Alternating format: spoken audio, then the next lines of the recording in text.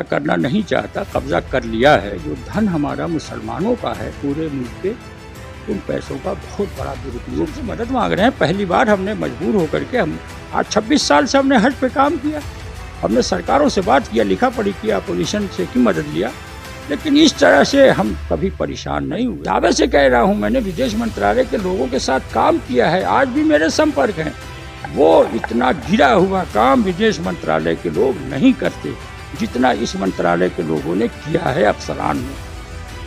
उत्तर प्रदेश हज कमेटी से 2 बार निर्वाचित पूर्व केंद्रीय हज कमेटी के सदस्य हाफिज नौशाद आजमी हमारे साथ हैं, जिन्होंने आज प्रेस कॉन्फ्रेंस की है और अल्पसंख्यक मंत्रालय पर बड़े आरोप लगाए हैं और हज कमेटी पर कब्जा करने का आरोप भी उन्होंने लगाया है। बातचीत के लिए मौजूद हैं।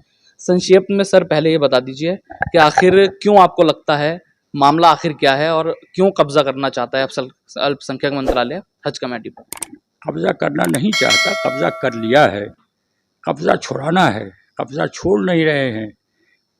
मामला ये है कि 2016 में इस डिपार्टमेंट को पीएमओ के एक साधारण आर्डर से, एक जनरल आर्डर से लाया गया, जबकि इस हज एक्ट को बनाने के लिए एनडीए सरकार में आजहानी पूर्व प्रधानमंत्री जो है वो अटल जी का बहुत सहयोग रहा, उन्होंने बनवाया और पूरी अपोजिशन ने एकदम उसको बिना बहस के पास किया राज्यसभा में कि ये अच्छा काम हुआ।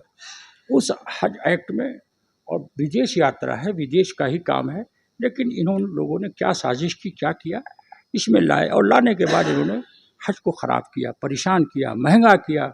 और हज कमेटी ऑफ इंडिया में जो धन हमारा मुसलमानों का है पूरे मुल्क के, उन पैसों का बहुत बड़ा दुरुपयोग किया। तो ये है चल रहा, कमेटियाँ नहीं बनाई सही से, ये सब इसीलिए कब्जा है, अभी तक कब्जा है। जिस तरीके से आपने बताया 2016 में पहले ये विदेश मंत्रालय के अंतर्गत आता था, अब अल्पसंख्यक में उसको कन्वर्ट कर दिया गया है। अब हज कमेटी की लगातार आप मांग कर रहे हैं कि पुनर्गठन उसका हो, और सुप्रीम कोर्ट ने भी आदेश दे दिया है, लेकिन वक्त बीत चुका है, अब तक कुछ हो नहीं सका। आपने जिक्र किया कि आपने जो विपक्ष के नेता हैं उनसे वक्त मांगा था, तो किन किन लोगों से आप अब तक मुलाकात कर चुके हैं और क्या उनका रेस्पॉन्स कैसा है विपक्ष के नेताओं का?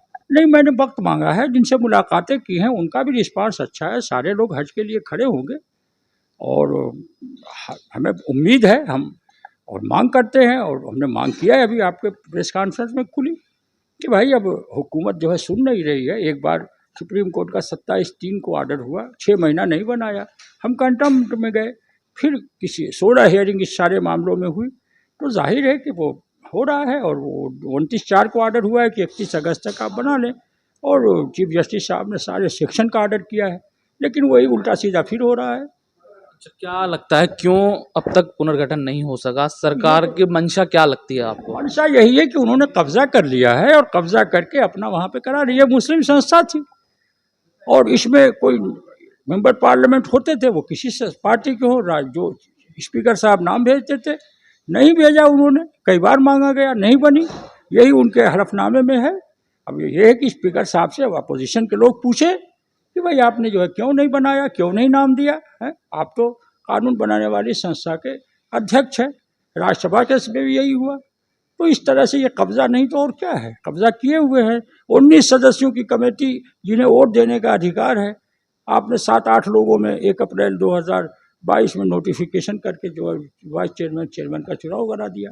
उसमें भी 3 सदस्य गलत है ना, 2 मुस्लिम कोटे में कानूनदा में आते थे, वो मुस्लिम कानूनदा है ही नहीं। एक शिया कोट आलिम दीन के कानूनदा के कोटे में, वो शिया है ही नहीं।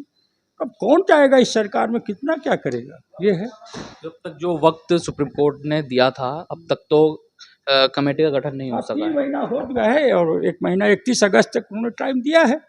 तो आगे भी यही रवैया रहा तो आगे अगला स्टेप क्या होगा? नहीं, स्टेप ये है कि अब हम अपोजिशन से मदद मांग रहे हैं। पहली बार हमने मजबूर होकर के, हम आज 26 साल से हमने हज पे काम किया, हमने सरकारों से बात किया, लिखा पढ़ी किया, अपोजिशन से की मदद लिया, लेकिन इस तरह से हम कभी परेशान नहीं हुए कि बार बार सरकार एक्ट की खिलाफ वर्जी, सुप्रीम कोर्ट की खिलाफ वर्जी, हाजियों की परेशानी बहुत सी है। और जब आप परंपरा तोड़ेंगे, कानून तोड़ेंगे, तो जाहिर है कि यही सब होगा।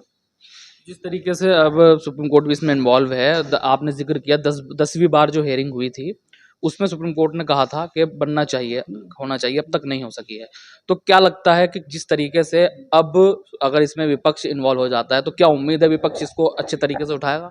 बिल्कुल उठाएगा और उनसे सवाल पूछेगा, पूछने लायक है विपक्ष, क्यों नहीं पूछेगा। हज का मामला है, कोई मैं किसी पार्टी का मैं बहदेदार थोड़ी हूँ कि मैं कह रहा हूँ। हज पे एक है, कानून है, परंपरा है, कैसे हज कमेटियाँ पहले बनती थी, कैसे उसमें एक ऑफिशियो मेंबर होते हैं, कैसे घपला हुआ, जब तक जो घपले हुए हैं उसमें तमाम लोग शामिल रहे हैं तब हुआ है।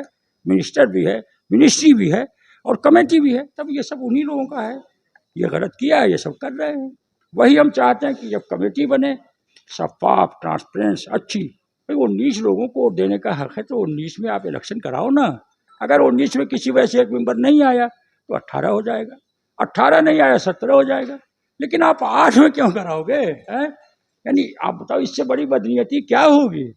है ये है। धन्यवाद। आखिरी सवाल मेरा, आपने जिक्र किया जब से विदेश मंत्रालय से अल्पसंख्यक मंत्रालय में इसका ट्रांसफर हुआ है तब से ही अपनी मनमानी उनकी शुरू हो गई है। हाँ, तभी उसके बाद से हाँ हाँ बिल्कुल, ये उसी ये लाया गया एक साजिश के तहत। हाँ, मैं दावे से कह रहा हूँ, मैंने विदेश मंत्रालय के लोगों के साथ काम किया है, आज भी मेरे संपर्क हैं।